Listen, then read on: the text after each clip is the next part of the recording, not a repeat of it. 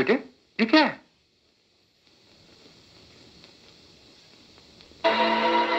Court के summons है। Your honour, एक शख्स जो जिंदगी भर वॉचमैन की नौकरी करता रहा, उसका यह दावा करना कि उसने मेरे मुवक्किल को 5,48,000 रुपए कर्ज दिए न सिर्फ बेबुनियाद है, बल्कि मेरे मुवक्किल के रुतबे को मिट्टी में मिलाने की साजिश है। इसलिए योर ऑनर, मैं अदालत से दरखास्त करूंगा कि मुझे कुछ सवाल पूछने की इजाजत दे। प्रोसीड। तुम्हारा नाम? सरजू सिंह साहब। अमर से तुम्हारा क्या रिश्ता है जिसके ऊपर तुमने केस किया हुआ है? कुछ नहीं हुजूर। वो तुम्हारा कुछ नहीं लगता? नहीं। मतलब उससे तुम्हारा कोई वास्ता नहीं है? कोई नहीं साहब। अगर तुम्हारा उससे कोई वास्ता नहीं है तो तुमने इतनी बड़ी रकम उसे कर्जे में कैसे दे दी? क्यों साहब, नहीं देनी चाहिए थी ना? एक अनजान आदमी को कोई इतनी बड़ी रकम कर्जे में नहीं दे सकता। ऐसा कहा साहब, अमेरिका इंडिया का कोई मामा चाचा तो है नहीं, तो काहे अमेरिका इंडिया को इतना कर्ज देता है? हा? तुमने एक बहुत अच्छे पॉइंट की तरफ इशारा किया, लेकिन जब अमेरिका इंडिया को कर्जा देता है तो उसकी लिखा पढ़ी होती, दस्तावेज होता है, सबूत होता है। क्या तुम्हारे पास ऐसी कोई लिखा पढ़ी है, दस्तावेज है, सबूत, सील ऑर्डर है? है हुजूर। कहां है लिखा पढ़ी और दस्तावेज? हमरे माथे पर पड़ी बदनसीबी की लकीरें हैं, सबूत हमरे दिल की पीड़ा है, और सील ऑर्डर हमारी बेबसी है साहब। दुनिया की कोई भी अदालत इस दलील को कबूल नहीं करे। अगर तुम्हारे पास कोई सबूत है तो जज साहब के सामने पेश करो। ऐसा कहा हुजूर, आप जिंदा हैं? शराब क्या बकते हो? हमरे साले ने कहा कि कल रात आप मर गए। तुमको दिखाई नहीं देता मैं जिंदा हूं या मर गया? पर ई का सबूत है कि आप जिंदा हैं? मेरी सांसें। तो ऊ को निकाल कर दिखाइए ना और पेश कीजिए जज साहब के सामने। भला सांसों को कोई कैसे दिखा सकता है? हाँ, तो हम भी अपने माथे पर पड़ी हुई बदनसीबी की लकीरें आपको कैसे पढ़वाएं? दिल की पीड़ा का सबूत कहां से पेश करें? बेबसी का सील ऑर्डर आपको कैसे दिखाएं? मिस्टर मनसुखानी, इसका जवाब दीजिए। नहीं नहीं साहब, हम इसे नहीं उनसे पूछेंगे। तुम्हारा वकील कौन है? कहा हम अपनी वकालत खुद नहीं कर सकते माई बाप? कर सकते हो। ए मुन्ना, वकील साहब सबूत मांगत है। हम और हमारी सरकार ने एक वक्त खाकर आधे कपड़ों में गुजारा करके अपनी 25 साल की सर्विस की सारी तनख्वाह, पत्ता, ग्रेच्युटी, बोनस, बख्शीश सब तो हर पढ़ाई में खर्च करती है। तो हर कपड़े, तो हर किताबें, तो हर ऐसो आराम में खर्च करती है।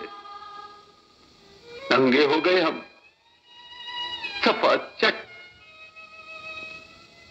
और अब जब हम अपना पैसा वापस मांगत है तो वकील साहब सबूत मांग रहे हैं। बोल दे मुन्ना, बोल दे कि तू सबूत है। बता दे वकील साहब को कि तू सबूत है मुन्ना, बता दे। मैं वही कहूंगा जो मेरे वकील ने कहा है। मतलब तुझे कुछ पता नहीं? मेरे ऊपर किसी का कोई कर्ज नहीं है। ई का मतलब हमने तुझ पर कुछ खर्च नहीं किया? मुझे ये कहना है कि मुझ पर किसी का कोई कर्ज नहीं है। हुजूर, ई का कहना है कि इस पर किसी का कोई कर्ज नहीं। हमने ई पर कोई पैसा खर्च नहीं किया। बिल्कुल ठीक बोलता है। अब हमें याद आया कि ई बचपन में जेबे काटता था, नारियल चुरा कर बेचता था, मंदिर की दान पेटी का ताला तोड़कर पैसे निकालता था। सर ये सब झूठे सर। नारियल चुरा कर बेचता था, उससे अपने कपड़े सिलवाता था। अरे ये क्या कह रहे हैं आप? दान पेटी का पैसा चुराकर अपनी किताबों के पैसे देता था, अपनी पढ़ाई के पैसे देता था। नहीं बोल हाँ कि ना? ये सब झूठ है, सारा झूठ है ये सब। ठीक है, ठीक है। अगर ये झूठ है तो तुमने पढ़ाई कैसे की? बोल, अब बोल। जी वो चलो तुमने चोरी नहीं की, कर्ज नहीं लिया, लेकिन खाने, कपड़े, किताबों और फीस के लिए पैसे चाहिए ना। इन सारी चीजों के लिए तुम्हारे पास रुपए कहां से आए? जी वो तुम्हारे किसी दोस्त ने दिए, किसी रिश्तेदार ने दिए, या तुम्हारे माँ बाप ने दिए? हाँ। बहुत हो गया हुजूर, बहुत हो गया। क्यों वकील साहब, आप सबूत मांग रहे थे ना? मिल गया जज साहब को वो सबूत। नहीं और ये सबूत नहीं हो सकता। ये तो हर माँ बाप की जिम्मेदारी है।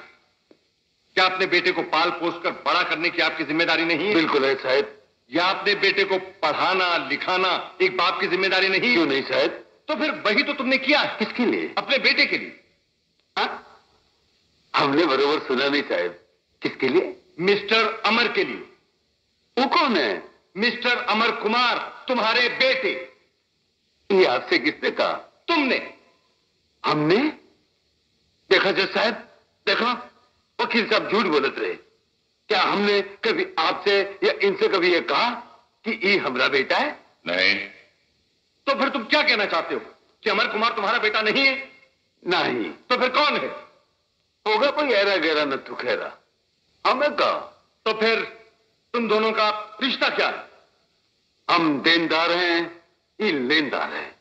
हमने कर्ज दिया, इन्हें कर्ज लिया। नहीं योर ऑनर, ये सिर्फ दिखाने के लिए भोला भाला बन रहा है, मगर है बहुत होशियार। मिस्टर अमर कुमार सिंह मिस्टर सरजू नारायण सिंह उस सरजू का बेटा है। हुजूर, वकील साहब कह रहे हैं कि ई सरजू का बेटा है, लेकिन आज तक कभी किसी से इसने ई कहा कि ई हमरा बेटा है। कॉलेज में, शादी के वक्त, नौकरी के इंटरव्यू में कभी इसने ये कबूल किया कि ये सरजू का बेटा है। अगर इनके पास कोई गवाह है तो आपके सामने पेश करें, और हम उन सारे लोगों को आपके सामने पेश कर सकते हैं जिनके सामने इसने ये कहा कि सरजू का बेटा नहीं है, नहीं है, नहीं है।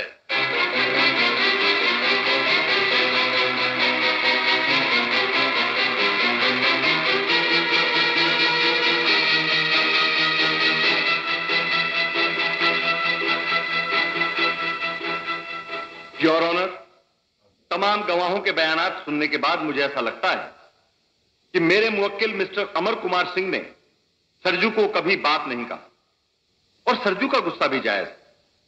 इसका तो सीधा और सिंपल इलाज यह है कि मेरे मुवक्किल मिस्टर अमर कुमार सिंह अदालत के सामने मिस्टर सरजू को अपना पिता कबूल करें।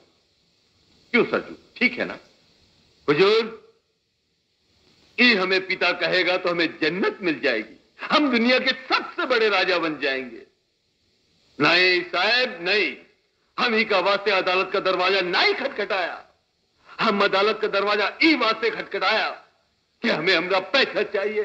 हमें हमारा पैसा चाहिए ताकि हम हमारी सरकार का इलाज कर सके, जो इस वक्त अस्पताल में पड़े पड़े दम तोड़ रही है। साहब, हमें इंसाफ चाहिए, हमें हमारा पैसा चाहिए साहब, पैसा चाहिए। Court is adjourned.